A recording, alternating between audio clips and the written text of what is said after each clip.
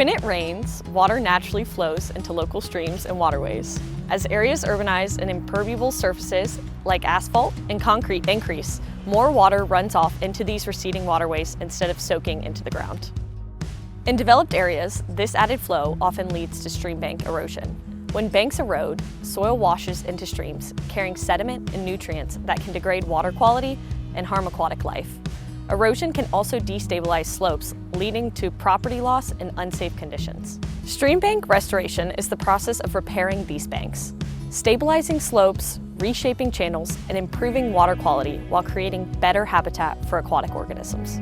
Before our restoration at Hickory Dickory Park, this streambank was really eroded. High flows from the surrounding neighborhood, combined with surface runoff from the park itself, had undercut the banks, creating steep, unstable slopes. These conditions posed safety hazards for visitors, led to property loss, and limited access into the stream. To address this, we graded the bank to a gentler, more stable slope and added a floodplain, a flat area next to the stream designed to fill with water during heavy rainfall, slowing flows and reducing erosion. Once graded, we seeded the floodplain and slope with a native plant mix, including little bluestem, beaked panic grass, and marsh millet. The roots from these plants help anchor the soil and prevent it from washing away. To provide extra support during heavy flows, we also installed a turf reinforcement mat, protecting the new vegetation as it establishes.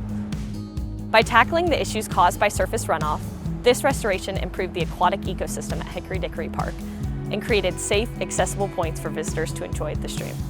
If you have a small stream, creek, pond, or even shoreline on your property, you can help protect it from erosion by planting native vegetation along the banks, armoring vulnerable areas with rock, and even adding a small floodplain to slow high flows.